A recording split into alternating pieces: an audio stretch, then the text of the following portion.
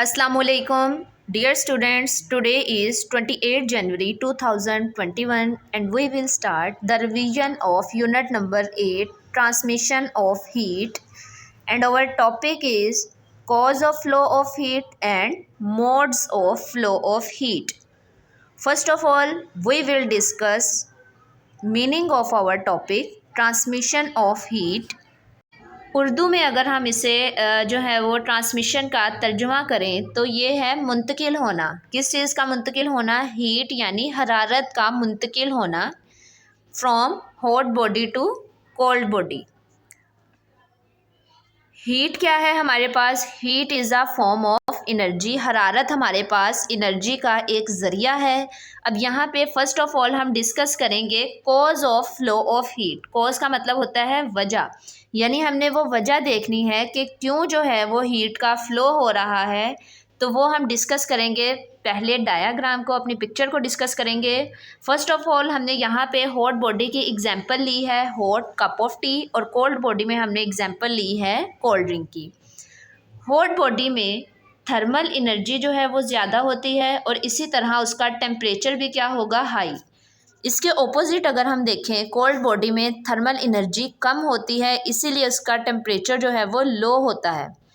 अब ये हमारी जनरल अगर हम देखें कि अगर हमने हॉट बॉडी के पास कोई कोल्ड बॉडी रखी है तो थोड़ी देर के बाद जो कोल्ड बॉडी है वो भी हीट अप होना शुरू हो जाती है। ठीक है, तो इससे हमें पता चला कि ऑलवेज जो है वो हीट फ्लो करती है from hot body to cold body. और कब तक ये काम चलता है? जब तक दोनों की थर्मल एनर्जी और टेम्परेचर बराबर ना हो जाए। नेक्स्ट है हमारे पास, हमने ये देखा कि हॉट बॉडी में थर्मल एनर्जी भी ज़्यादा है और उसका टेम्परेचर भी हाई होता है, लेकिन इसके ऑपोजिट अगर हम देखें कोल्ड बॉडी में, तो वहाँ पे थर्मल एनर्जी भी कम होती है और उसका टेम्परेचर भी कम होता है।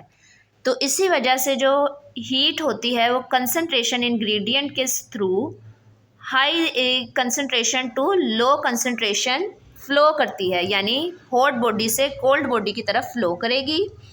Thermal energy and temperature of hot body decreases and thermal energy and temperature of cold body increases। इसके नतीजे में क्या होगा कि हमारे पास हॉट बॉडी जिसमें पहले टेम्परेचर उसका हाई था और थर्मल एनर्जी भी उसकी ज़्यादा थी, अब वो क्या होना शुरू हो जाएगी? कम। क्यों? क्योंकि वो ट्रांसफ़र हो गई कोल्ड बॉडी की तरफ। और कोल्ड बॉडी जिसमें पहले थर्मल एनर्जी हमारे पास कम थी और टेम्परेचर भी कम था, लेकिन अब वो हीट इधर ट्रांसफ़र हो रही है तो इसकी थर्मल एनर्जी और टेम्परेचर दोनों इंक्रीज़ होना शुरू हो जाएंगे, और इसी ट्रांसफ़र को हम कहते हैं flow of heat. Heat flows from hot body to cold body. Always आपने ये बात अपने माइंड में रखनी है कि हीट जो है वो हॉट बॉडी से कोल्ड बॉडी की तरफ ही जो है वो फ्लो करेगी। नेक्स्ट है हमारे पास modes of flow of heat. Modes मतलब मेथड्स, तरीके। फ्लो ऑफ हीट के कितने जो हैं वो मोड्स होते हैं? तो वो 3 हैं: कंडक्शन, कन्वेक्शन एंड रेडिएशन। ठीक है, हॉट बॉडी से कोल्ड बॉडी में हीट ट्रांसफ़र होने के मोड्स हमने देखे, कौन से हैं? Conduction, convection and radiation. First of all हम यहाँ पे जो डिस्कस करेंगे वो कंडक्शन को करेंगे। कंडक्शन के बारे में सबसे पहले आपने जो इम्पोर्टेंट बात अपने माइंड में रखनी है वो ये है कि conduction always takes place in solids. कि कंडक्शन जो है वो किस में होती है? सॉलिड में होती है। अब सॉलिड में अगर हम पार्टिकल्स को देखें कि किस तरह से वो अरेंज होते हैं, तो वो फिक्स होते हैं अपनी प्लेसेस पे और सिर्फ क्या कर सकते हैं? वाइब्रेट कर सकते हैं। क्यों? क्योंकि उनके पास इतनी स्पेस नहीं होती कि वो अपनी पार्टिकल्स जो हैं वो एक जगह से दूसरी जगह मूव कर सकें। तीसरे नंबर पे उनके दरमियान जो अट्रैक्टिव फोर्सेस होती हैं वो बहुत स्ट्रॉन्ग यानी मजबूत होती हैं, इसलिए भी वो अपनी जगह से हिल नहीं सकते। वो सिर्फ क्या करेंगे? वाइब्रेट करेंगे अपनी ही जगह पे रहते हुए।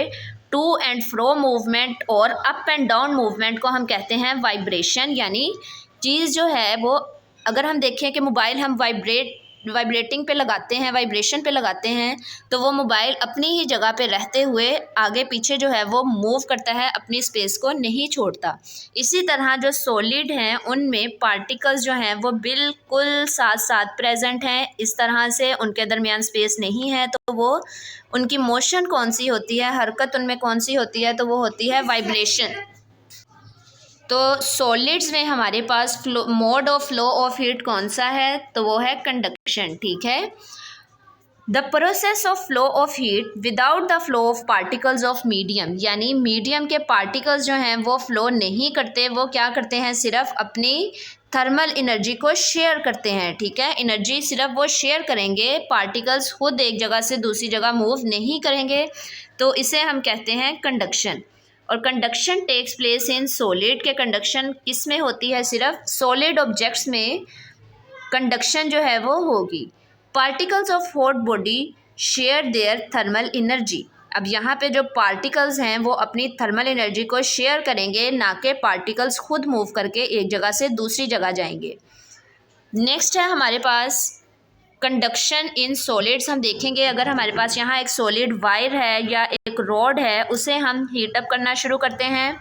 फर्स्ट ऑफ ऑल जो इस फ्लेम के बिल्कुल साथ पार्टिकल्स होंगे वो हीट अप होना शुरू होंगे, और जैसे ही उनमें थर्मल एनर्जी ज़्यादा होगी तो वो वाइब्रेशन उनमें तेज़ हो जाएगी, और वाइब्रेशन होने के नतीजे में ये पार्टिकल्स अपने साथ वाले पार्टिकल्स के साथ कोलाइड करते हैं, टकराते हैं, तो ये अपनी थर्मल एनर्जी उसमें ट्रांसफ़र कर देते हैं।